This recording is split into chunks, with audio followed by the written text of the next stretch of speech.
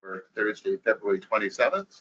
So welcome to everyone who are here in person and watching online, to board members, staff, and members in the gallery. Just want to acknowledge as a public service announcement, today is voting day for the provincial election. So encourage everyone to go out and exercise their civic responsibility and vote. We'll go to the land acknowledgement. We acknowledge that this land on which the Sarnia Police Service operates is part of the ancestral land of the Chippewa, Ottawa, and Potawatomi peoples, referred to collectively as the Anishinaabe. It is through the connection of the Anishinaabe with the spirit of the land, water, and air that we recognize their unique cultures, traditions, and values. Together as treaty people, we have a shared responsibility to act with respect for the environment that sustains all life, protecting the future for those generations to come. Can I ask that there's any declarations of conflict of interest? Seeing none, we'll move to item 4, approval of the agenda. Could I have a motion to approve? Board Member McRoberts moves, Board Member Ash seconds. Any questions or comments? All those in favor? Okay, that's approved. And then we'll look for a motion to approve the minutes of the meeting on January 23rd. Board Member Ash moves and Board Member Gillis seconds. Any questions or comments about those minutes? Seeing none, all those in favor? That's approved. And then that brings us to our monthly operation update, and Deputy Chief Hanson. Good morning. Just as far as the updates, so the beginning of the that board report, you'll see the heat map for the occurrences for the month of January. Again, the darker red would indicate the higher frequency of occurrences, and as it gets lighter, will indicate less occurrence or less frequency. So throughout the month of January, there's 3,090 occurrences, and 166 of them were on wanted persons, 140 for warrants, 136 for intimate partner violence, and 117 for persons well-being checks. I can tell you that we are up 50% over last year in charges of this time, same time last year, but we're down 12% in arrests. So we're charging more people, but we've arrested 12% less. The next item is found human remains. So as you recall, we found some human remains out around Highway 40 and Last Line on January 18th. Working with the coroner's office, we were able to identify those remains as those of Bradley Ogilvie. And as you will recall, we arrested 3 individuals and charged them with Bradley's murder back in October of last year. So we were able to bring closure to that family. Those charges are still before the court, and 3 of those accused persons are still in custody. The next item is a high roller speeder. So our traffic unit was doing enforcement on Michigan Avenue near Rapids Way, and they clocked a vehicle to 144 kilometers in a 50-kilometer zone. It was a residential neighborhood. They charged that individual with stunt driving and impounding his car for 30 days. Our traffic unit is made up of 2 constables and a sergeant, and they are patrolling doing road safety. To date, at the time of the board report was completed, there was 612 provincial offense notices issued, and that's 129% increase over January of last year. Again, they're integral to our road safety, and of the 612 provincial offenses that we did write, the track number is responsible for more than half of those. We sent members of our community support division and our court services unit to Lampton College to their job fair. It was a good opportunity for us to engage the up-and-comers and try and encourage people to seek policing as a profession. It was well received, and I think even the members that go there enjoy interacting with the students. So that was a positive opportunity for us. In January 29th, we had worked with the Ontario Provincial Rope Unit. And the Rope Unit is a provincial squad made up of multiple agencies, and they seek out high-risk federal parole offenders. So they were working in Sarnia on the 29th of January, looking for a person who was wanted by Halton Regional Police for serious firearms-related offenses, failing to stop, pursuits, that sort of thing. So they located him at an address on Kathleen Street. And given the nature of his charges, they asked us to assist by deploying our ERT team. successfully entered the residence and took this individual into custody. He was also wanted by Peel Regional Police for almost the same identical charge that Halton was looking at him for. So that's just an indication of, people from the GTA are coming to Sarnia, and we're making efforts to try and identify, locate them, and get rid of them as quickly as we can. We had an occurrence on January 8th where we had a break and enter. We had an individual who was arrested, was held for bail, kept in custody, and someone felt the need to break into his house, steal items, and then have a yard sale on his front lawn. So that was caught the attention of neighbors. Was it a jilted lover? No, just somebody who knew he was in jail, so took advantage of the opportunity. So that drew suspicion of the neighbors, and as a result, our members attended and arrested her, and she is now facing charges of break-in and theft. We also had in January a kidnapping. So from Stewart Street, we had a young lady was taken by 3 individuals, 2 males and a female, to an awaiting vehicle where it was being operated by a 3rd male. And she was driven around, assaulted, and then ultimately let off back on Stewart Street, where she then sought some help from a member of the public. We entered into an investigation and quickly identified the people responsible. We arrested one of the individuals, an apartment building just off of Christina Street here. That individual was wanted on warrants, and when we got him, he had a significant quantity of fentanyl on him and cash. So we ultimately arrested him for that, and then once we were able to do a little bit more work on the kidnapping investigation, we laid additional charges for the kidnapping. We also identified a vehicle and located the vehicle at another address in Sarnia, and we arrested the driver of that vehicle. He was charged with the kidnapping related offenses. And there were 2 other individuals who we had identified that were wanted, and members of the intelligence unit who work in offender management actually located these people pulling up in a taxi cab at a variety store in Sarnia. They were arrested and again found to be in possession of a significant quantity of fentanyl. So we now have 4 people arrested and charged for that kidnapping offenses before the court. All of those people are also in custody. I know we hear a lot about catch and release, but these types of offenses, we are seeing an increase in people being kept in custody. We've had another individual arrested for possessing a stolen vehicle. So on January 13th, the homeowners were awoken to hearing a bang. What had happened is someone broke into their car and were in the process of stealing it, used that car to ram another car in their driveway to be able to make their exit. That same vehicle was involved in multiple road complaints along the highway, was involved in pursuit of the OPP. We were able to get video footage of it at a gas station where we got images of the individual who was operating the vehicle. He was identified, and then the following morning, the vehicle returned back to Sarnia. We located a parking lot, and because we had identified the individual, we were able to go to an address where he was staying on bail and take him into custody. So that was a good, successful investigation that was all done by our frontline patrol officers. So our patrol officers are doing excellent work out there. We had an unprovoked stranger attack at a church in Sarnia as well. Individual was in the church praying when he was approached from behind by another individual and was strangled. The victim managed to fight his way, and the suspect fled the church. He was identified, and before we could take him into custody, he had actually attended the OPP station in Point Edward and turned himself in. He is still in custody, facing charges of assault bodily harm, uttering threats, choking, and assault with a weapon.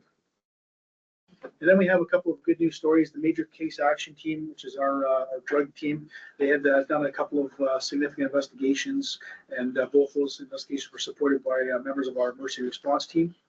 On January 22nd, we executed 2 simultaneous search warrants, one at a London Line motel room and another one at a London Road home. When tactical unit entered the home, a 15-year-old male from the GTA fled out the back door. After a foot chase, they tracked him down, took him into custody.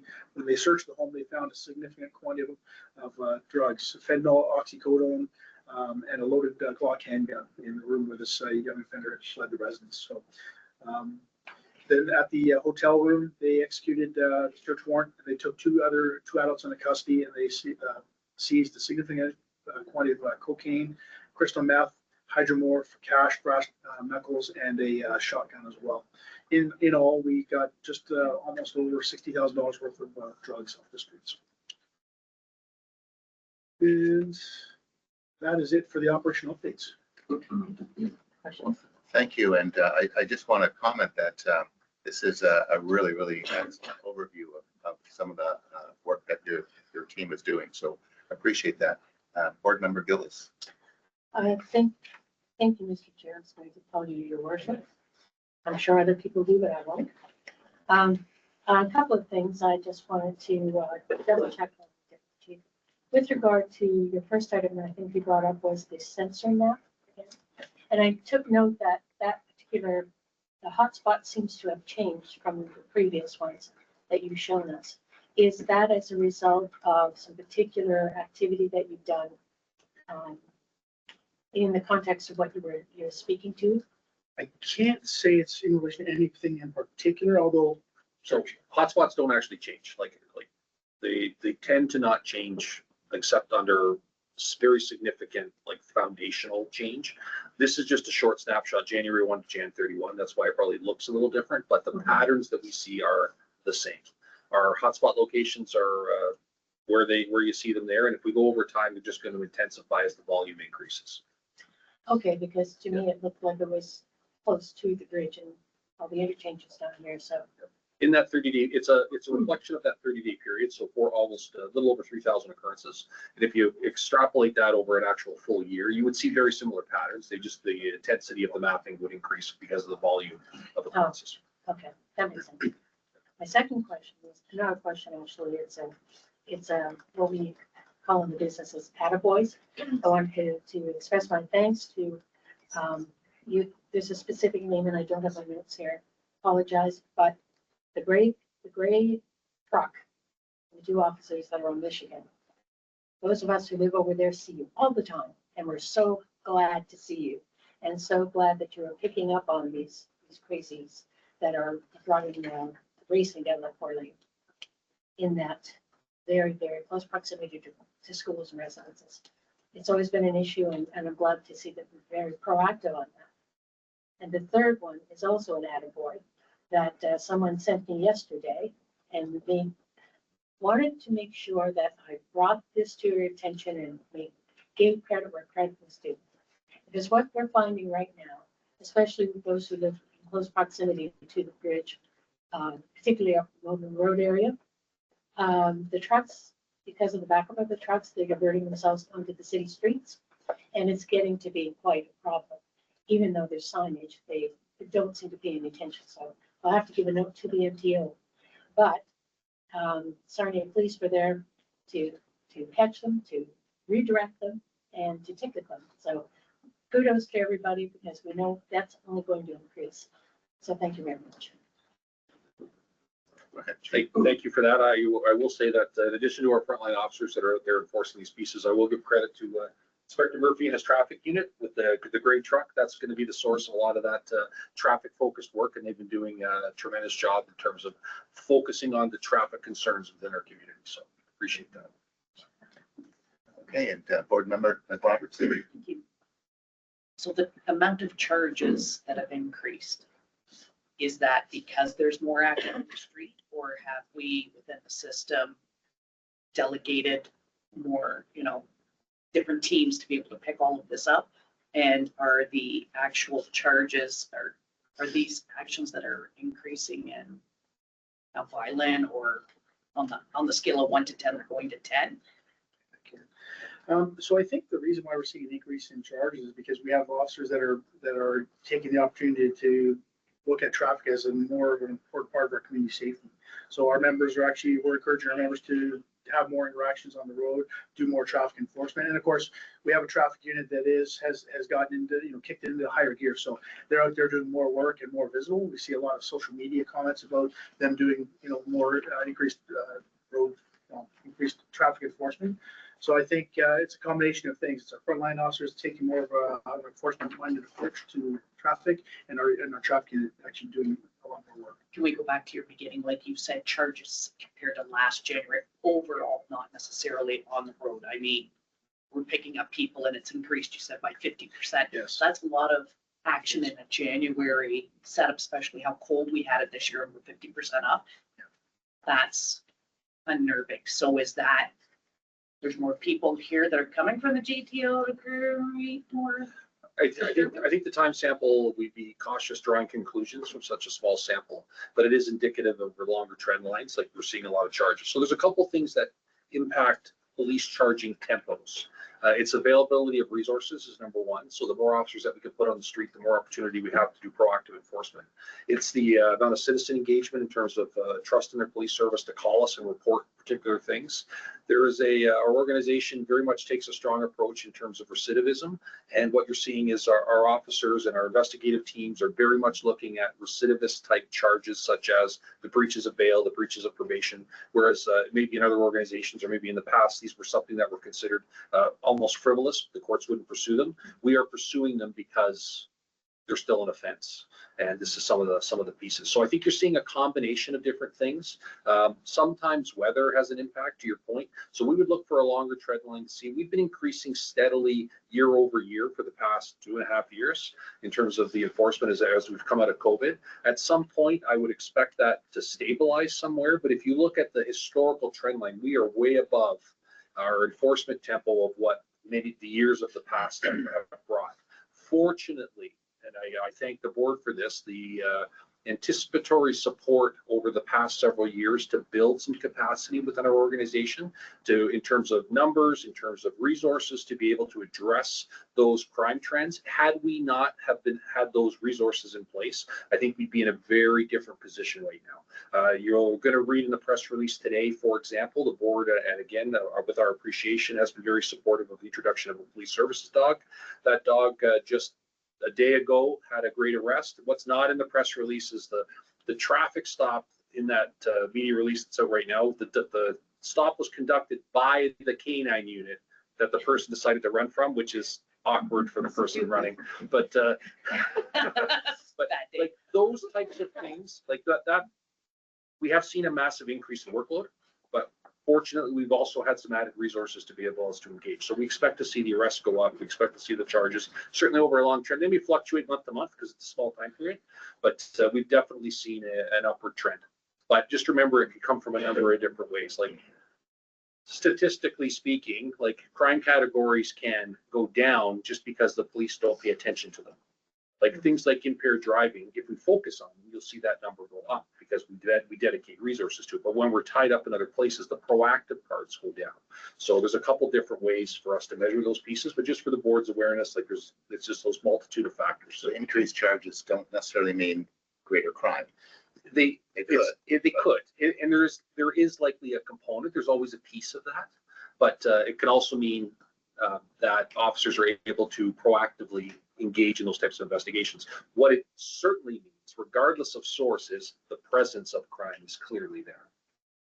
Okay, board member Ash, then board member Sebastian. So the one thing that I notice consistently with the media releases and with these reports is that 9 times out of 10, the person that's being arrested for something is already on some type of order.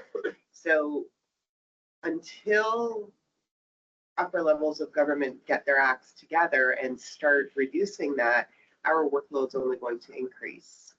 It goes without saying that a small percentage of people disproportionately consume vast amounts of our resources. One of the responsibilities of the Sarnia Police is to make sure our public remains informed.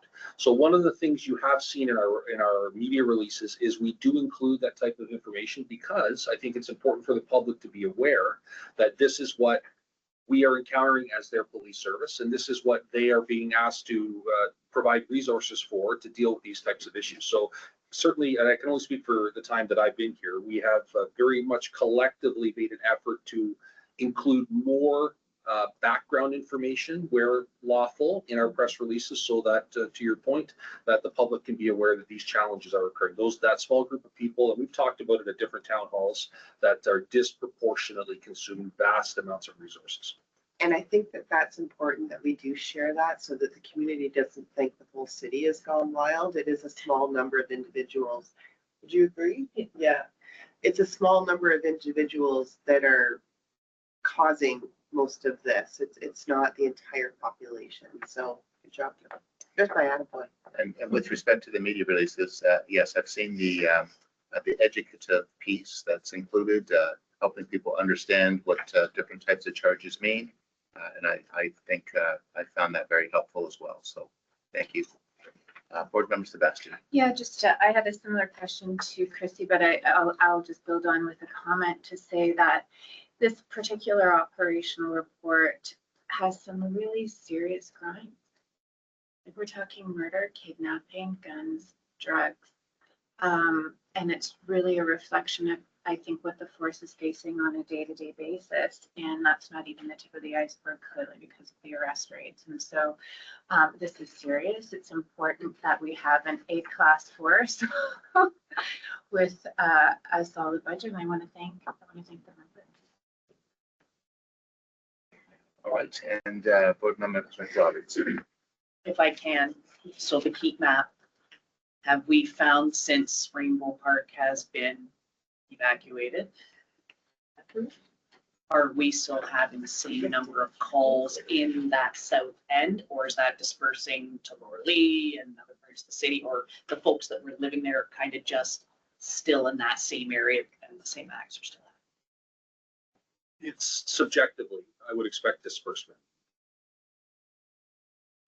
Because any of the individuals, like wherever their postal code may be, like some of the folks we deal with are the same folks we deal with, whether they're on street A or street B or street C. They have the same challenges, they have the same needs, they have the same issues that they face. And if it moves from A to B, we're still going to have to deal with it, albeit in a different location. Right, and then we have Board Member Gillis, and I think maybe we'll make that our last compliment at this point. Go ahead. Thank you, Mr. Chair. And yes, just to broaden this out a little bit, the amount of taxpayers' dollars that have been used to do all of this and the positive results we've seen just is a testament to yourself and the board for using tax dollars wisely. And also because the fact that how you use it those dollars are very visible out in the community. So prior to this, because of various restraints, and the work was always there, but as you say, you were building capacity, the capacity to respond always wasn't. And now we're seeing those two connect, and a very good use of tax dollars, very good use. Okay, thank you very much. Good discussion. We'll move on to our report. So starting with the hate crime summary. Okay, so in terms of the hate crime, so we have our 2024 annual report on hate crime and hate bias crimes. So there's three categories. We have a hate crime, which is actually a criminal offense that is hate motivated. We have a suspected hate crime where we believe hate is the mitigating factor behind the crime, but we can't say for sure. And then we have hate motivated incidences. I can tell you that over last year we had 0. This year we've had a total of 9. So 2 of them were hate crimes and 7 of them were hate incidences. So I'll just give you an idea of what the hate crimes were. One of them was an individual approached a Muslim woman and grabbed out her scarf and pulled it off her and made threats and basically made comments about her ethnicity. So that individual was arrested and subsequently charged with the offenses. Now, there's only 4 actual criminal offenses that are in the criminal code for hate crimes, and that's advocating genocide, public incitement of hatred, willful promotion of hatred, and willful promotion of anti-Semitism. There is actually no hate crime to charge somebody with. So what happens is there's a section of the criminal code that allows a justice or presiding judge to actually impose a harsher sentence where hate crime is a factor in the crime that was committed. So when people say we're investigating something as a hate crime, we're investigating as a crime, but looking to see if hate is a motivating factor behind it. So that's a misnomer. Some people think that like we actually have a criminal offense of a hate crime. We don't. So again, in Sarnia, we've had 9. 2 of them were crimes. The other one was an individual who was arrested for shoplifting. The loss prevention officer tried to apprehend him, and the individual made references to the person's sexuality. So that was deemed to be a hate-motivated crime. So again, that will be a factor upon sentencing, but there's no actual charge there. The other ones are like graffiti, swastikas, racial remarks, where there's actually no crime that goes along with them. So, but we track those because we want to see, where things are going. So again, we went from 0 in 2023 to 9 in 2024. We now have hate crimes being looked at by a hate crime coordinator who falls within our intelligence office. So we're better tracking that stuff. So we want to actually address these as they come up because again, members of our racialized communities and living here are suffering because of that we want to be able to invest some time into making sure that we can address those issues. So yeah, subject to any questions. So any hate motivated incident or crime is terrible. So I want to just put that out there that we shouldn't accept any. However, and I realized last year we had 0 and now we have 9. That still, and once again, we shouldn't have any, but 9 still seems to be a relatively small number given our population. Do we have a sense of how we are doing relative to other communities? Is 9 a smaller number, or is that a concerning number, or how would I would say 9 is a small number. I think all communities are trending upwards already anyways, especially with, given the political climate and what's going on, with in Gaza and with the Israeli conflict. So we're, communities across Ontario, across Canada, and probably across the world are seeing increases of that.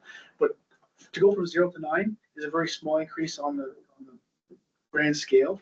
But I also think that perhaps maybe we're doing a better job identifying. We're educating our officers to know what to look for and ask the right questions. So I think internally we're doing a better job actually vetting that stuff, pulling that stuff out from the occurrences.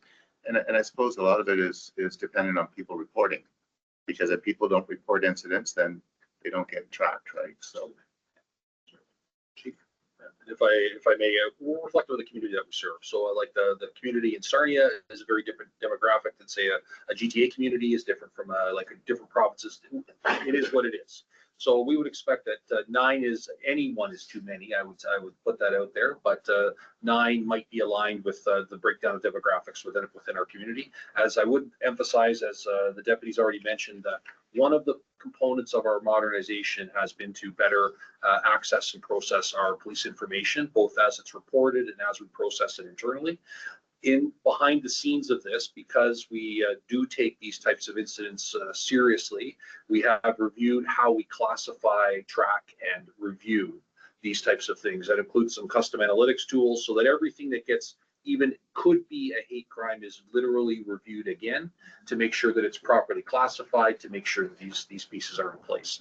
So for anyone that says we went from 0 to 9 and there's that percentage might be a massive type of an increase, as Ron has stated, some of this is coming from a better net that's being cast to ensure we capture those occurrences. And I would expect next year that the number would be higher, also because we continue to refine our process to make sure that we properly capture these incidents as they occur. Thank you. Any questions or concerns from the board? Okay, all right, thank you.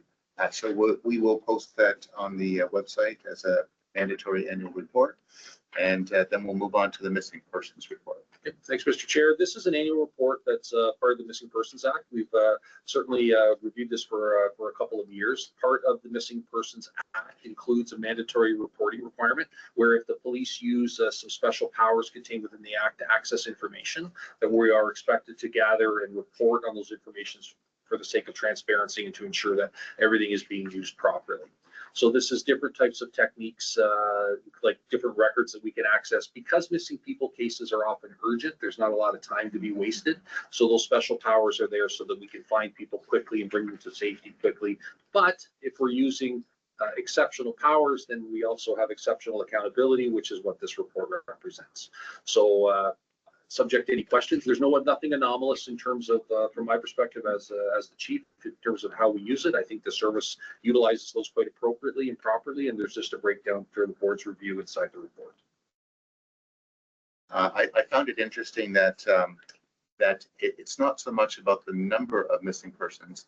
The report's really focused about the urgent demands relative to the missing persons, and I suppose the monitoring piece here is are the police using appropriate exigent powers, if that's the right phrase, to get the information that they need to solve the crime. So, Yes. or to solve the case. Board Member Gillis?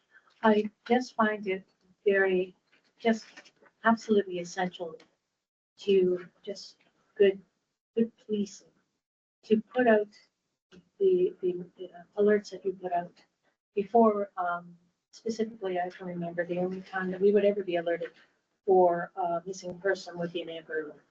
But now it's very much, not a day-to-day, certainly a weekly event, I should say.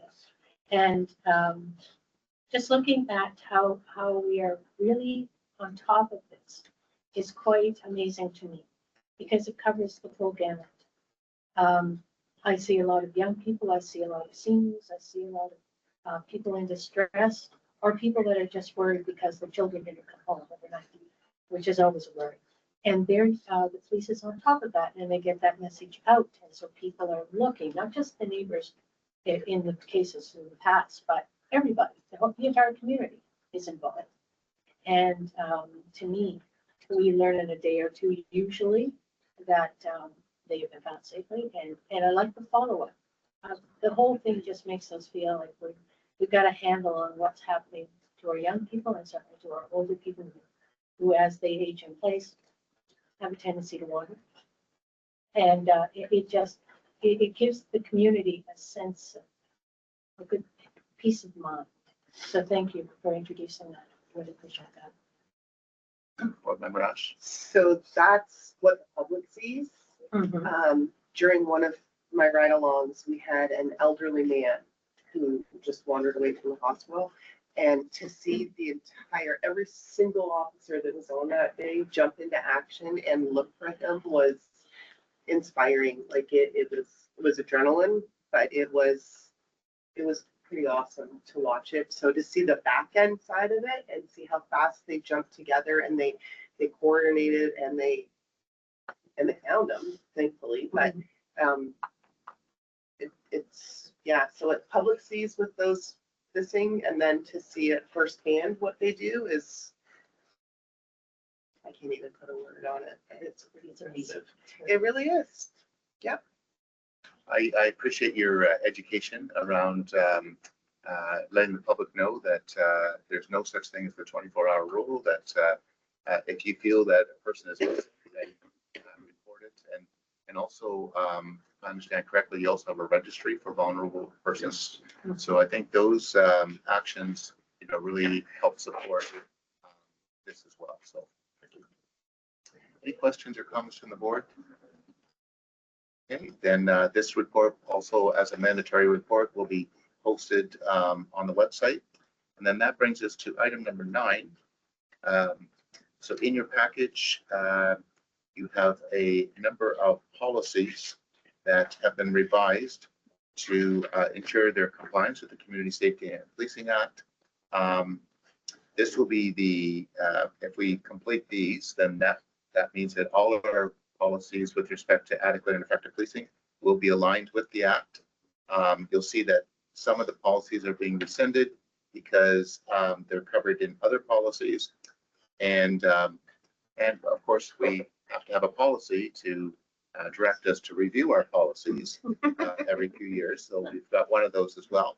I should mention, especially to Ron's feedback, as much as it took some time to complete the survey from the Inspectorate of Policing, it really did give us a good sense of what our state of readiness was in terms of implementing the CSPA, and that helped us to review our policies as well. So thank you for that. So I will look for, to get it on the floor, I'll look for a motion to approve the policies. Board Member Ash moves, Board Member Sebastian seconds. Any questions or comments about any of them? Okay, I know Board Member Gillis, you had one last time, but all right. It's a water reading. It's good reading. Yes, so and just for clarification too, because I don't know if it was always clear in the past, but these are the policies that the board owns. The service has their own policies, and of course the policies of the service would align with the board's policies, but these are ours. So, so I appreciate you taking the time to read them, so that at least we have a sense of what we have policies concerning. So, all right, I'll look for a, we've got the motion and the seconder. So all those in favor? And those are passed, so thank you. So those will be posted to our website too in the coming days.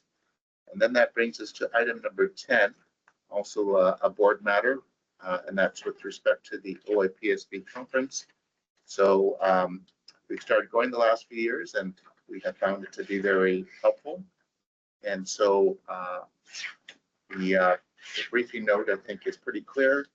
We're looking for approval for board members Ash, Gillis, Sebastian, and Wiersma to attend the conference.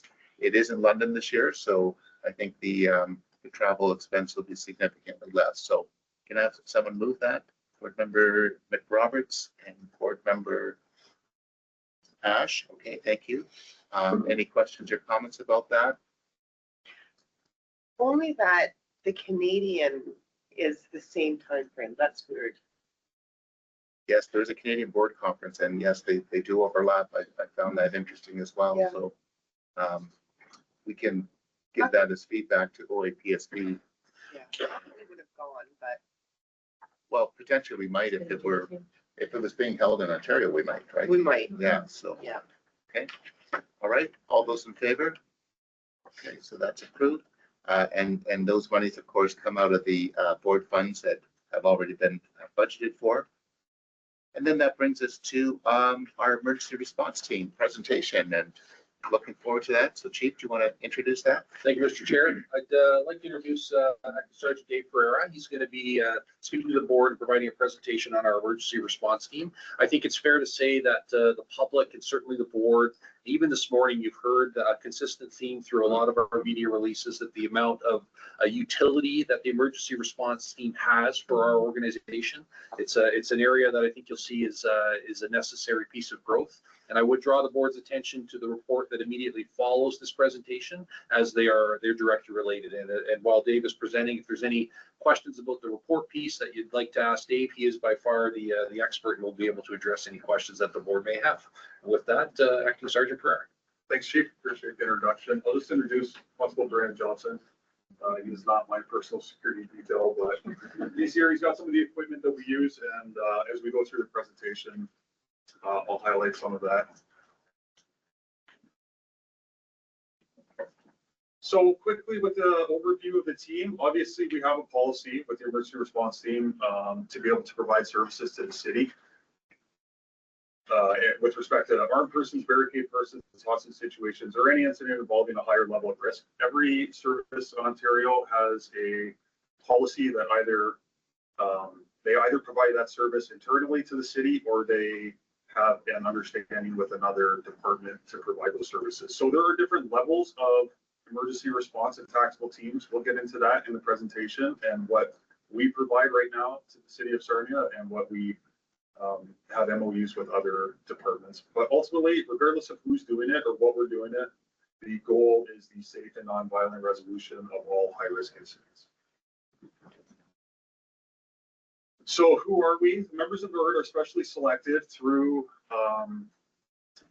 a specific application process from any officer in the department. They receive significant additional training in tactics and weapons. So the basic tactical officer course that we send our officers on is a minimum 6-week course. We do not run that internally. We go to other services for that. And then they're issued a whole bunch of additional equipment, including less lethal options, so a shotgun, a less lethal shotgun, shields, breaching equipment, drones, robotics. This is our less lethal shotgun that fires a beanbag round. Just various options in use of force application that the general patrol officers do not have access or training to. And we undergo extensive ongoing training throughout the year. So there is a continual training piece to what we do, and we'll talk about how that's changed over the last couple of years as well. A little bit about the position that I fill, the team leader position. Right now, it's a full-time constable position. And the team leader is responsible for planning and executing all operations and training. We'll see in a couple slides what that tempo looks like. It's a not insignificant amount, given how much we've done over the last couple of years. The position that I'm in historically has also had a secondary role in the training branch as a full-time instructor to help deliver training to the rest of the service, with annual qualifications, special constables, things like that. There is no dedicated sergeant right now. The team leader assumes that role of acting sergeant. Wonderful. So this is what the org chart looks like. The team leader reports directly to Deputy Chief Vansickle, and then the rest of the 12 members of the emergency response team are spread out through the platoons, 3 per shift. So 13 total, including myself. And in 2024, we saw a transition of those officers from specialty units back to patrol. So prior to last year, it was common for members of the emergency response team to have roles in specialty units in the service. So they would be detective constables in CID or the old cops unit. We recognized the need to put them back onto patrol where they can really utilize their skill set to respond to those high-risk incidents as they happen. It's just not utilizing them to their full potential to have them tied up in lengthy investigations in a specialty unit. So as of now, all alert officers are on the road except for the team leader position, which is filled. This is a breakdown of the calls from last year. So just the legend on the left there, 20 call-outs, 35 warrants, 19 assist uniforms, 3 missing people, and 3 unclassified. If we go up to the top with the call-outs, that's going to be any incident that starts on patrol that exceeds the capability of patrol officers to deal with. So for instance, if they're responding to a wanted party and they arrive at his house and he's barricaded himself and he has a knife, it's exceeded their ability to deal with bringing him into custody safely, they would initiate a call out of the emergency response team. There would be 2 or 3 officers already there because we have them on patrol, but the rest of the team would come in. So we have a page out system 24/7. We would come in and we would augment that to develop plans to resolve that incident safely. The warrants, the 35 warrants, the emergency response team is responsible for executing all warrants, search warrants, and fee warrants for the entire department and all specialty units. So those are all the search warrants that the MCAT unit or CID would write. The assist uniform calls. So those are calls that would initiate on patrol, but the officers that are working on the road have the capability to deal with it themselves. So for instance, if they get a call for a welfare check of somebody in their home and they have exigency to check on that welfare, but they're not answering the door and they determine they have grounds that they need to enter to check their welfare, and patrol is unable to gain access to the house. Based on some of the training and the equipment that we have, the alert officers that are working to attend and be able to breach a door or enter the house in order to check on that person's welfare. It does not require the whole team. They can handle that. Missing people is missing people, as we've discussed, and those 3 unclassified are just outside of those categories. Of those calls, of all of them, in 2024, 27 of them involved a firearm of some kind, and 5 of them involved an edged weapon. Of those 27 that involved a firearm, the vast majority of those would come from search warrant executions. Excuse me. However, some of them did come from call-outs.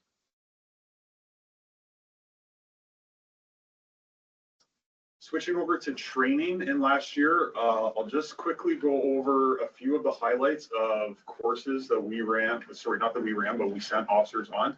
A big one is going to be Rappel Master. I have a slide on that. We'll talk more in detail about that in a minute. And the other one to bring to highlight is the K9 TAC workshop that we sent 4 officers to in October. Obviously, K9 is a new capability within the department, and we sent 4 officers on a course in order to learn how to integrate Vader into tactical operations so that we can use him to our advantage on calls. And then BTOC, which is the basic tactical officer course, we sent 4 officers. So we took 4 new members onto the emergency response team last year. The training day breakdown from 2024 on the right, just note the total training days 14, which is well above the minimum mandated by legislation for containment team. You'll see shortly that that has changed significantly this year as well. And then the only other thing I want to note is some notable training that we implemented last year for the first time. We completed 5 mental health training sessions with a local psychotherapist, covering theory and practical stuff. And it's just an effort to ensure the mental well-being of all the members of the team, just by nature of what the emergency response team does in responding to high-risk incidents. I think it's incumbent on us to provide training in that regard. So this is the rappel capability that we established last year. Previous to that, we've not had this capability for a very long time. So in a nutshell, rappel allows us to gain access to a balcony or an apartment from the top down. So the course, we sent 4 people on it, and that qualifies them to set up those systems, those anchor points, the ropes, and then rappel down and gain access to rooftops and balconies, or balconies from rooftops, excuse me. And then they came back and cross-trained the entire team to be able to deploy. Given the number of high rises in the city, it is a capability that we should have, and it's good to have. And in fact, yesterday we were preparing to deploy operationally. We had an incident on a 12th story balcony, but fortunately our negotiators and our officers that were working at, our patrol officers, were able to talk that gentleman out safely without the need for us to step. Some historical data related to the team. So 2023 was really the first year that we started tracking in earnest all of the data, and we did not start it at the beginning of the year. So this number doesn't reflect all of 2023, but for the data that we have, the 2024 numbers are what I put up before, for a total of 80 calls for service for the emergency response team. And for 2025, accurate as of yesterday, that's where we sit right now, 21 total calls for service as of yesterday, with 6 warrants and 5 calls. So when we talk about tactical team levels in Ontario, there's 3 levels of tactical team. There's a containment team, there's a full-time tactical team, and then there's a hostage rescue team. All of this is mandated under the CSPA, and it outlines exactly what each team is capable of doing. Right now, the Sarnia Police Emergency Response Team is a containment team, which means that we've completed the required training, capable of establishing preliminary perimeter control and containment, and the limitation is no offensive tactics unless necessary to protect against the loss of life or serious bodily harm. So what that means is that if we had a call out for that armed and barricaded person that I was talking about earlier with the knife, we would establish containment on that. We could begin negotiations, we could begin plans to intervene if that person began to do harm to themselves or someone else. But under the CSPA, we would then put a call out to the service we have an MOU with, which is OPP True, their tactical response unit. They would come, they would develop a deliberate plan in order to bring that situation, in order to resolve it. I'll go on in a second to talk about tactical team, but really quickly with training, we're mandated at least 2 days on average every 6 months. So we did far exceed that last year. So moving to a full-time tactical team, what's highlighted in red is the differences. So 12 officers, including a tactical supervisor. The training is the same. Everybody on our team is trained to a tactical team standard minimum, and half the team is trained to a hostage rescue standard. The capability is containment and then that apprehension of an armed barricaded subject. So they can do that without having to call in another service. They're limited to hostage rescue. If that situation presented themselves, they would call in a hostage rescue team. Training for them has to occur on average 1 day a week. They need a rappel capability and they need to have night vision equipment. Wanted to flash up the cost per officer of what it takes to bring a new member onto the team. This, what you'll see here is a breakdown of equipment and training. This assumes that it's an additional member or that we could not reuse equipment, which we obviously can if it's if somebody on the team is retiring or moving on to a different role, we can reuse a lot of equipment. But if we're taking on an additional officer or we can't reuse equipment, this is the baseline cost for an officer. I'll let you read it over, but some of the big ticket items are the weapon systems, the armor, and the personal protection gear.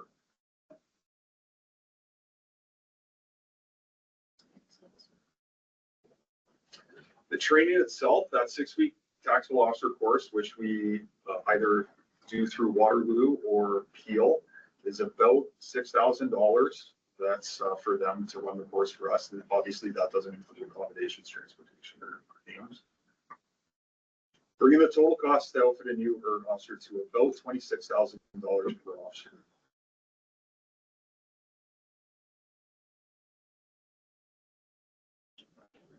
So 2025 and moving forward, so this year and beyond, talk a little bit about the need for a full-time tactical team, and please feel free to jump in if you have anything else. But one of the things that we like that's driving this potential transition of full-time is that number that you saw from 2024 and the number where we're at right now this year. So 80 calls for service last year that the emergency response team needed to attend, and we're at 21 this year.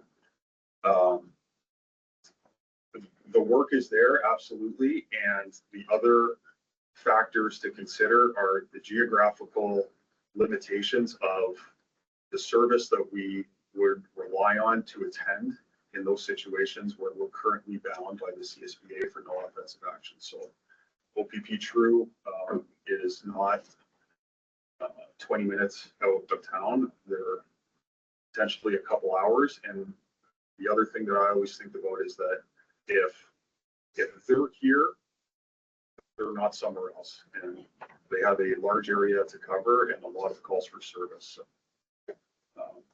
yeah. The new training schedule. So this is something that was implemented at the start of this year. We did move to once a week training. So whereas in 2024, we were training once a month for about 14 days for the whole year, we now train every Monday for almost the entire year, 40-something training days. So we are ticking that box. New equipment. We'll talk. I have a separate slide on night vision, but some of the new equipment that we've implemented so far, like the less lethal shotgun, the drones, and then we'll talk about the MGs on a separate slide. The potential to up our complement by 2 officers to bring us to 15, possibly in 2026.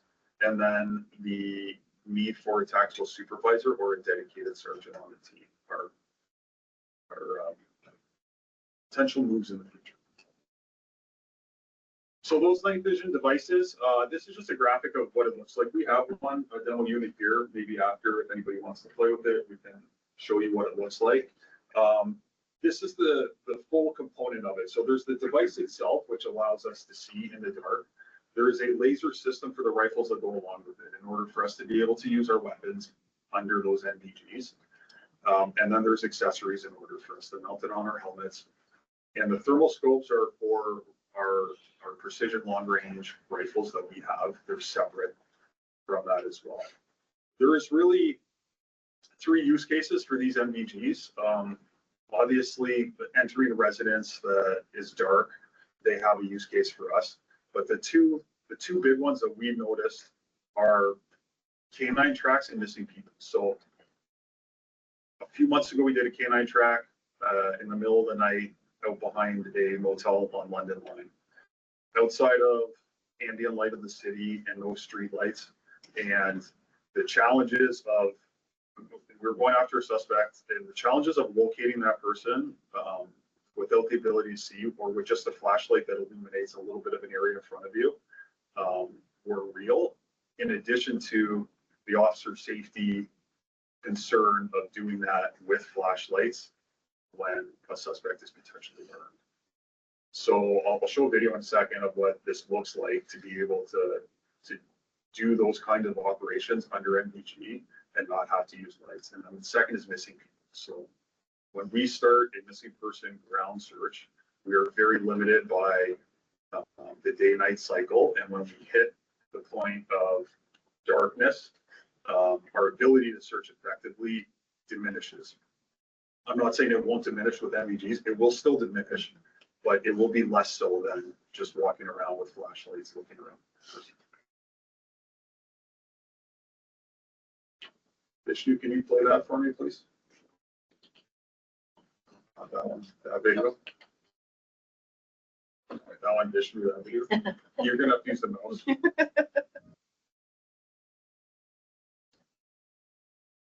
you.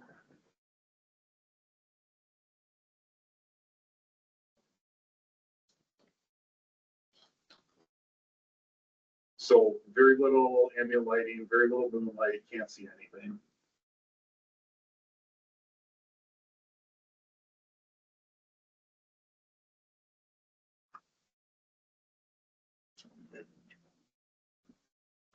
So the technology is very advanced and the capability that it provides is very good.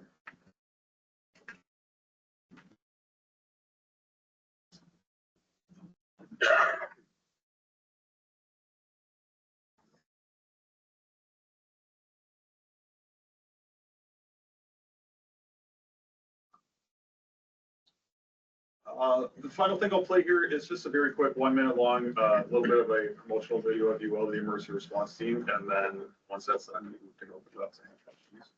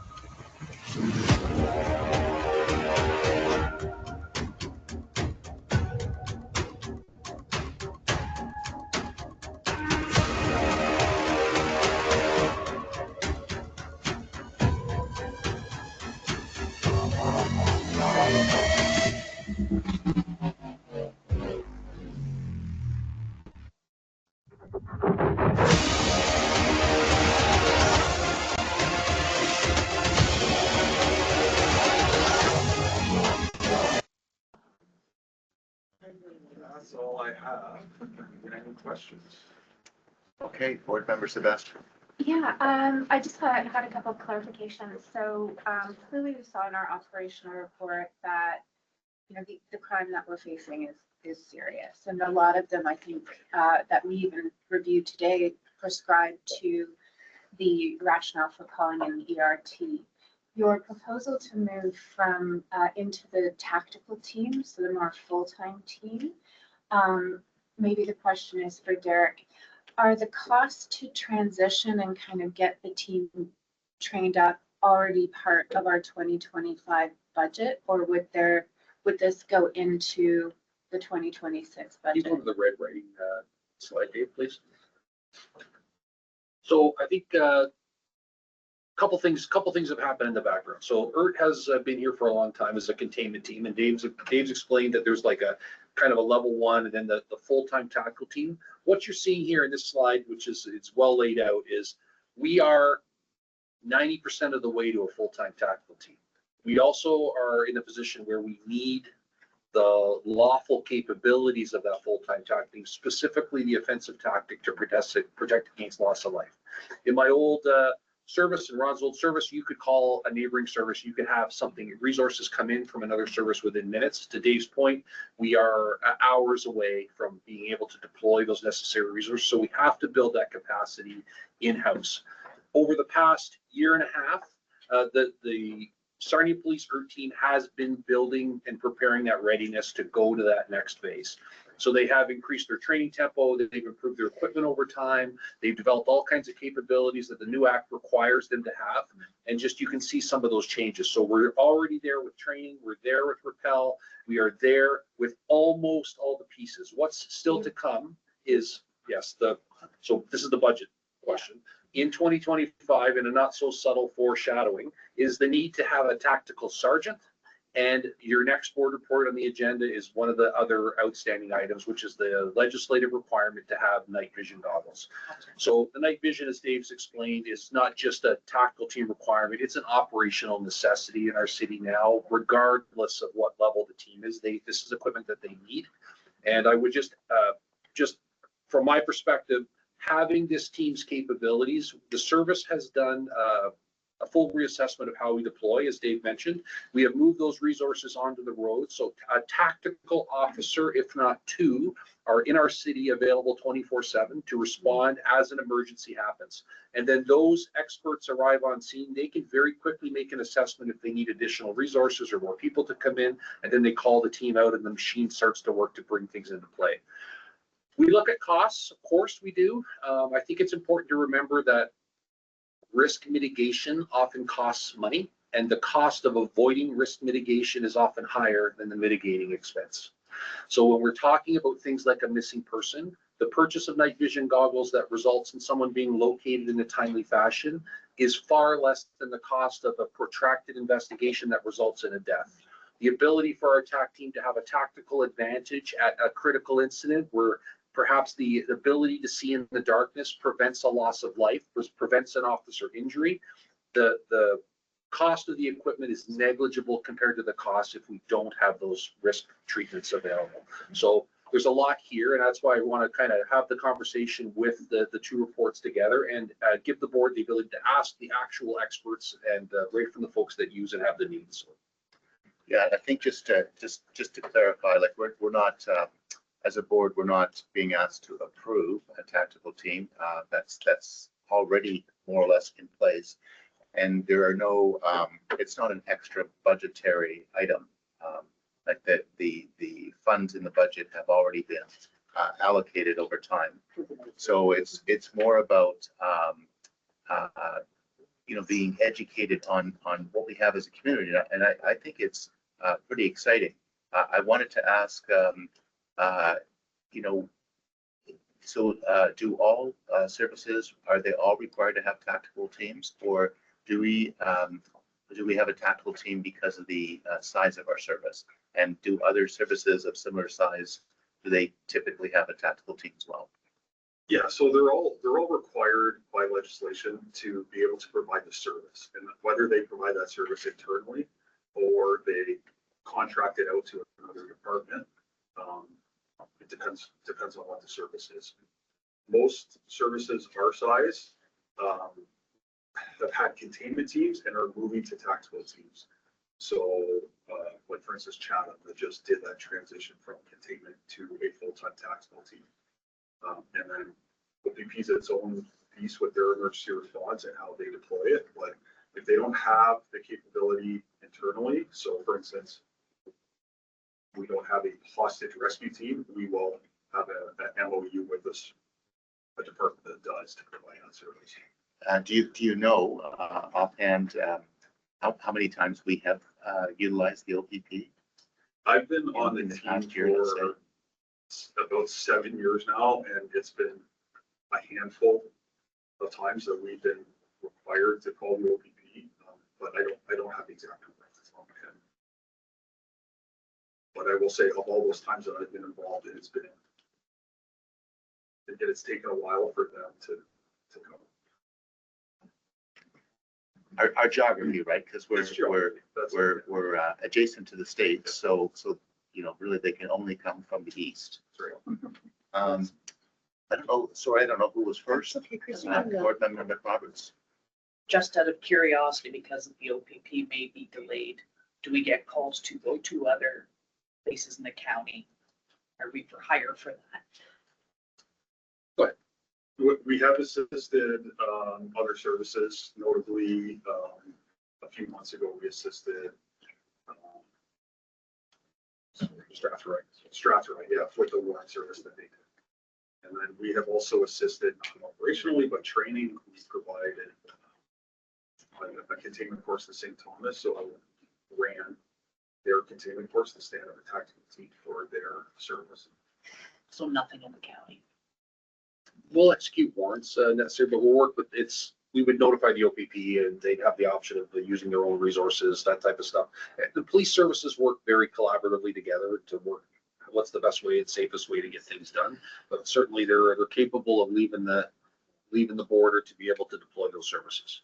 And final question, if I can, is the OPP standard the same as municipal standards for all of those requirements? Yes. Okay. Thank you. Sorry, I'd like to ask, while it's still on my mind, because otherwise I'll forget, it's connected with this. Are there any increased requirements of the tactical team as because of the CSPA as compared to the old legislation? I believe that the night vision was new into the CSBA rewrite. I don't remember, but I think the old one said that we needed 2 devices. The new one says we need a device per member of the team. They did change the number at some point, but they changed it back, so it's the same as the old. Those are the only 2 I thought I had that have changed. Yeah, I asked because one of the things we have in the background as a board is we're looking at the impact of the financial impact of the implementation of the CSPA. Yeah, so that's good to know. Board Member Ash. Oh, what did I want to say? So there's 12 right now, plus yourself, right? So there's 13 total. But you're a full-time constable, full-time instructor, full-time tactical team leader. So that's 3 full-time jobs. Am I wrong? No. To go to a tactical team, we would need 12 minimum, but 14 would be better to cover vacations, sick days, stuff like that, right? From what I could gather, the investment both by the service and by each individual member is significant. It is a 24/7 job. You're constantly on call. You could get called out at any time. So nobody goes into this for the glory. You're not trying to be heroes. It's a commitment to the community, right? I will say that the night vision and 2 times on a call would have been handy. One was the night that the shots were fired at Rainbow Park, and I watched an entire team go into a dark park with little tiny flashlights and could see 5 feet in front of them. I was sat in the car because I wasn't allowed to leave. Thanks for that. But I was petrified that they wouldn't see what was coming at them because they didn't have night vision. The other one was a home invasion that happened that we were driving around with little tiny flashlights looking for somebody. So I was shocked that they didn't have night vision, and I questioned it at the time. So to see this on us now, knowing that we've already approved the funding, this is just a formality, it's about time because they need it for their safety as well as anybody else's. I think we've always known subjectively how important our capabilities are. And I think what we've done in terms of the public accountability piece and for the board's awareness in the decision-making process is to capture those details as Dave has demonstrated here, how many times, what they're being called out for. And subjectively, we know the presence of firearms in our community, drugs, all these high-risk pieces. To not have these types of capabilities available to our officers, like on an almost immediate basis in this time would almost be irresponsible. So we've done a lot internally to invest in this team and their expertise, and you're seeing those manifest now. Like we didn't have to do the rappel master, we needed to. We didn't have to do those pieces, we needed to. And now they're at the point where they've demonstrated the capability and readiness to be a full-time team, and we're looking likely to 2026 for that designation. Because this is not you driving this. This is the crime that's driving the need for Yes. this. Okay, we had Board Member Gillis and then Board Member Roberts. Oh, well, I have several questions, but also just one observation. 20 years ago, we didn't have this capability. We did have to call London and you had to get in the queue. So it wasn't that we didn't have the crime, we just didn't have the resources. So then it morphed into what we used to call a SWAT team, but that's, I mean, lay people. But that didn't have any of the capabilities and I don't think I'm speaking out of turn, it was simply because of the equipment and the ability to separate the officers to do that particular job. What I like about what has happened now is the fact that you have incorporated and merged yourselves, not as a separate entity, but you've also merged yourself into the police service as a whole, which makes a huge difference in your flexibility. The other thing I really like though is, and I didn't know who you were, to be quite honest, all the gray uniforms. I constantly get asked about the gray uniforms and I had no idea who you were, other than police service. So kudos to you. Education is the key. And now I can illuminate them even more than I did in the past, which wasn't very good. The other thing, so you demonstrate, and this comes back to management as well, you demonstrate the ability to multitask. And that's a key initiative in running an efficient and effective organization. It's good all the way around because people can do multiple things, as you've already demonstrated, so that we're not short somewhere, and the service or the ability to respond in a positive way is not hampered by the fact that we don't have the people who have the training. The other thing I really liked, and what you were saying was, now we'll show our age here, Mr. Weersman and I, but there was a thing that back in school board days, which was a train the trainer, remember that? And you have adapted, yeah, so, yes. So what you would do is you would have one person who would take the training and then you would spread out the good news. And I see that you're still doing that. Obviously, you have qualifications for one, so you can't do it in that respect, but in the other, you can, and you're taking full utilization of that. So kudos to you on that one as well. Your night vision devices, I don't see the need to justify them to the community whatsoever, because we are in a rural community outside, within an urban community. We have both. And the rural parts of our community are pretty dark. And just considering in your report, Deputy Chief, and you were talking about missing people and one tragedy that we all experienced through connections to the person who was deceased, this would have been vital to try to find him. And we didn't have that ability. So we don't ever want to have that situation again. This covers off that because, and I think in your actual video, you were showing, it looked like the Howard Watson Nature Trail. There are no lights on the Howard Watson Nature Trail. And the farther out you get, the worse it gets. And it gets pretty, there's a lot of bush out there. So There's no lights on my street. well, what is wrong with you? Call your counselor. Anyway, coming back, it's a necessity. It's not a what do they call it? A nice to have. It's something you absolutely need in the environment that we are in. I did want to ask that, perhaps just for my own edification, those things look pretty heavy. How much do they weigh? The night The vision night device? vision goggles, yes. Well, we can pass it around if you want to. It just seems like the more. They're a little bit heavy. There is a system that counterbalances on the helmet. Everything we have is heavy. It's not, no one's gonna notice it. How much did that say? Oh, the gear that you put on just like boggles my mind. But I thought that might be problematic later on for neck injuries, whatever. But I'm always thinking that way. The other thing I wanted to know is, because border security is the name of the game these days, are we, there you go, I will in a moment.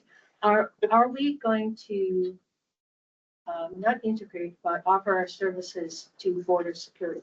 CPSA. I'm sorry, did I say it wrong? It used to be customs now. CBS. Yeah, okay, I was sorry. So So, we're part of a larger conversation amongst areas of border police services. I know when the Deputy Chief Ansicle sits on a regular recurring meeting with CBSA, Windsor, RCMP, and there is a lot of conversation now, as you can well imagine, about the importance of border security, human and drug trafficking, and some of those other challenges. So that's still evolving. You can expect to see more RCMP marked cruisers up and down along the water. These types of things are changing every day, and we are part of that conversation. Okay, so we used to have an IVET team here, but we don't anymore. So it's good to know that we can backfill that. There was one other question I had, but I'll leave it for that. I can always ask offline. So Put your forehead. no, I don't want to have that thing on my head. All I right, barely wear a nice hat. thank you. So, Board Member McRoberts. I would just like, not everybody that needs to watch this is watching, but my only point would be when they say this may not be needed. When you're walking around with a flashlight in the dark, you're the target. So if they're Oh, yeah, approaching a exactly. home that there's a weapon or whatever, like, you're the target when you're flashing a little light. And this is a necessity because you're going to the calls that are, like, freeze, the worst of the worst. So yes, you need to be protecting whatever's gonna get the officers to contain the individual and remain safe. That's the goal. And if I may, I'd also offer that some of the criminal element can afford night vision devices. And it's important for our tactical officers to at least have the same tactical advantage that some of the criminal element may have. We wouldn't want our folks to be disadvantaged or be placed in any undue danger. Like it is absolutely a necessity in this day and age. And for their capabilities of operating in essentially in the infrared spectrum is another component, integrating different technology pieces, as Dave mentioned, drones, different light sources, these types of things. Okay, so it was Board Member Gillis and then Board Member Hatch. yes, that final question. You mentioned that the terminology wasn't sharing equipment, but reusing equipment. So that you have a pretty long, I wouldn't say a very, very long lifespan of some of this equipment, but it's good to hear that you reuse the equipment when you can. So we're not constantly looking to refresh, obviously, we're going to have to put some sort of a budget with a factor of escalation in it. But to know that you take that opportunity, you multitask, you use what you can, you are out in the field sharing, and making maximum use of all of the equipment that we give you. And I really appreciate that.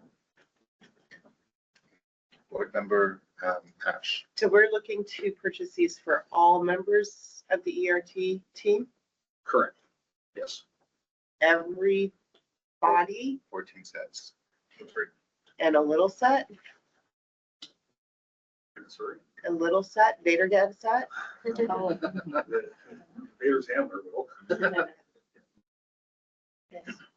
It does raise an interesting question. I don't suppose there's night vision Yes, there is. for Is that canines. built in for the species? Yeah, They do not require it. No. but they look really cool. Yes. Okay, well, that was a very, I found it a fascinating presentation. Thank you so much. And we look forward from hearing from the team again. Thank you. Okay, so that's a nice segue into our next agenda item. I do want to make a comment before I turn it over to the chief to speak to the recommendation. So the request for the night goggles is already within the budget, or there is budget funds for this. So the reason that this item is coming to the board is because the board doesn't currently have a procurement policy. So what we need is, and we'll try to see if we can get that for the next board meeting or so. Generally what happens is there's a threshold that if that's exceeded, then the staff would come to the board and request for an item to be purchased.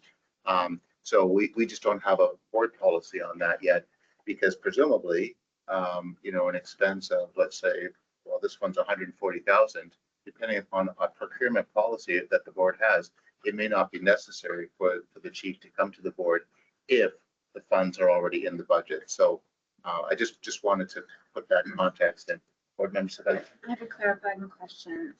So reading the recommendation, we're actually asking to draw from reserves. We only increased our reserves last year by 125 to cover off equipment and potential changes to vehicles. So this is over that amount. Is it really been budgeted? And my follow-on question is, we only called out 2 specific line items related to increases to the CSPA for last year. Is there more to come that we haven't yet accounted for? And how will that pressurize the 2025 budget? So good questions. I understand that the reserves are used for capital purchases, so that's their purpose. But I'll turn it over to the chief and to Kathy for further. I'll just speak to, in general, some of these costs, the CSPA is still evolving, if you will. Like some of the impacts are still yet to come in terms of regulation that's still being developed, different practices, and we are all working through it across the province in terms of what the impacts are. Certainly, there's been a significant increase in training and training time. That is one of the biggest ones. That includes special constables, and includes different equipment requirements like you've seen here, the patrol rifles, which we've talked about in the past. So we have budgeted pieces as they've gone through, but we are still, I couldn't sit here and say, now we know what's coming and we can predict everything, but we're getting through it as we go. These types of things, like this has kind of come up that we have to look to start address. This was not part of the 2025 budget in terms of a line item. However, in consultation with Kathy, this is something we are able to absorb within the 2025 budget at this point in time. And that's why we're bringing it forward. The other part I'd add to the chair's comments, we don't have a policy in place. However, we are very much open to transparency with the board, so the board knows where and why we're spending what are significant amounts of money. The night vision purchase is not a small one, but it's important to understand that the background of when we do make these types of decisions, or we do have an ask, we always have an objective business case or rationale that brings us to these conclusions where we need equipment versus the nice to have. So we like to have that evidentiary support for those things. Kathy, anything on the reserves? No, I think, well, yes, this goes back to the point that you constantly put forward, is that we need to build up the reserves to a point where this isn't, compared to our overall budget, this isn't a major purchase. It's really a very small percentage, but even at that, we have to each time look at, okay, what are we going to do to rearrange things so that we can fit this in? It would be nice to be able to have the reserves at a point where we can respond better to these type of needs. I think what I would request going forward is when we do have to cover off an unexpected or unprovisioned expense in the budget, that we outline the impact to the budget as part of the request. So we can see where the starting point was from our annual budget, how much this will impact the budget by, so we can kind of track it based on the request, in addition to when you provide the regular budget updates. I think it would be helpful and add to that transparency.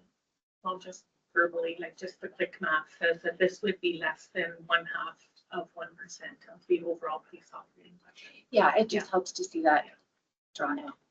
Yeah, and I think perhaps once we have a procurement policy, we can build some of that in, how that process is going to work.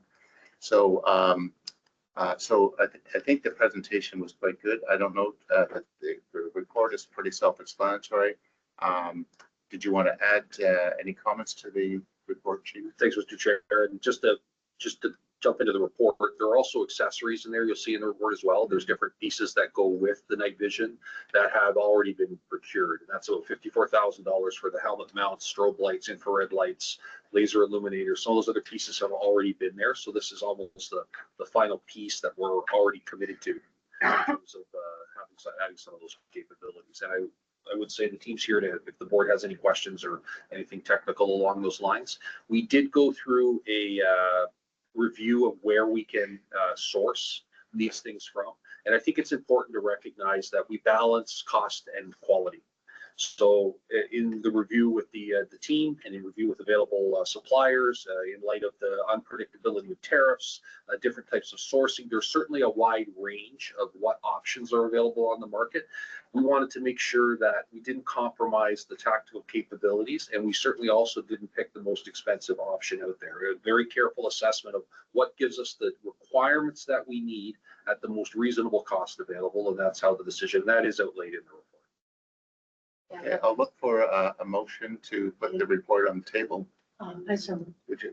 And okay, so Board Member Gillis moves, Board Member Ash seconds, Board Member Gillis. I did. Oh, So actually, it speaks to what you were just speaking to right now,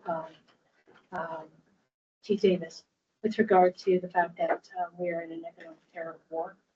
I was very pleased to see that you took the time. You couldn't find a Canadian manufacturer. However, you didn't automatically go to the US. So the fact is that we are buying this at a cheaper cost with an allied member of NATO. Fills my heart with joy. The other thing too, though, is when we talk about the $142,000 that we will be expending, we fail to remember that we do get that HST rebate.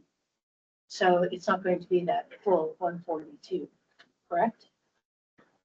Let's confirm with Kathy. I wouldn't want to disagree. There you go. So the difference that we're shy is minimal. You talked about 0.1, I think it's 0.000, whatever, in consideration. So overall cost, it's good value for your money. You're sticking to our Buy Canadian procurement policy that everyone is trying to get to, and if you can't, go to our allies.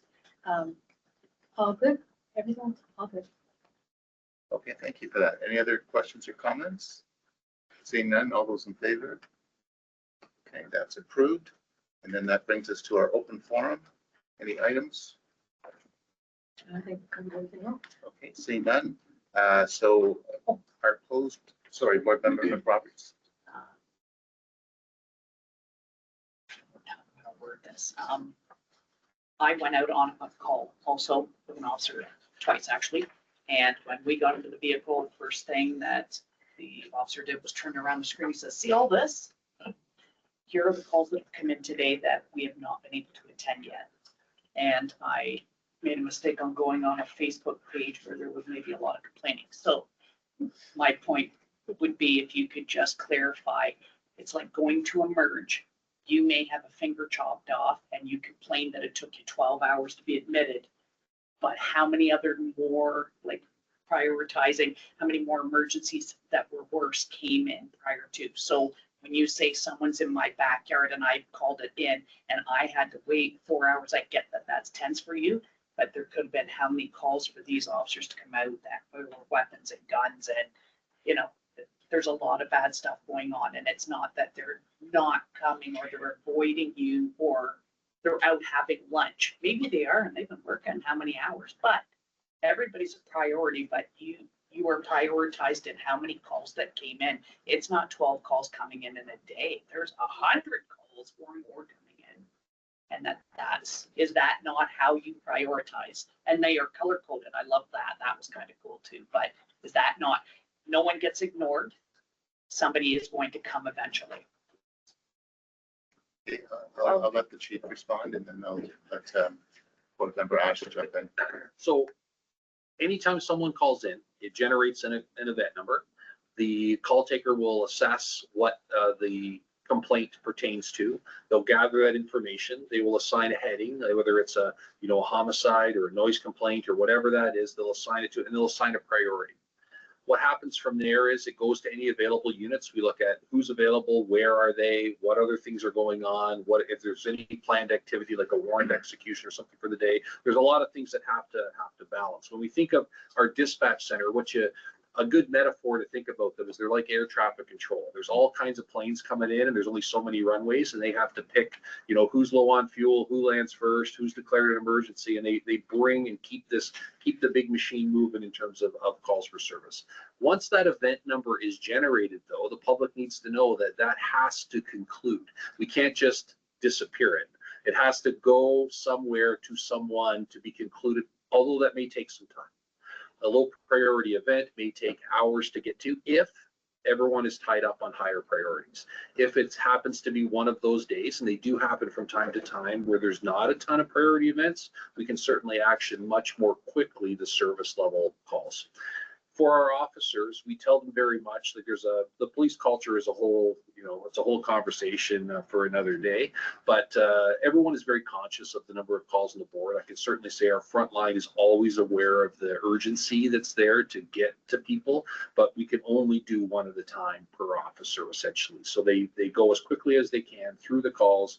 They still have to eat. They still have to go to the washroom on occasion. They still have to get gas in the car. Like there's things that go through the day that they have to balance, and there's a lot going on. So anyone that calls in, we will definitely get to it. It just based on what's happening at that time and place, then the timelines can stretch out. We have introduced as an organization alternative response options. So some of the pieces we've done to help folks. So in the old days, you'd have to just call the non-emergency number, you get an event, but now we have online reporting. We've introduced an alternative response unit that can handle some of those calls. As the board knows, we've got the community crime unit. We're partnered with Lambton College to start dealing with retail theft and finding other ways to get calls that would otherwise wait for a long time addressed as quickly as we can. Thank you. Board Member Ash? To piggyback, two of mine were very, very busy. The third was not busy. My officer was not happy. He was kind of livid that there wasn't anything going on. So they want to be responding to the calls. They're not just sitting, your experience is the same thing. Like they're not sitting there waiting or avoiding calls. They want to be busy. Much like us, right? If our days aren't busy, they're drag and drag and drag. Having worked in different police services, I can tell you that Sarnia Police does not experience an issue with officers not wanting to respond to high-risk emergencies. That is of all the problems we have, that is not one.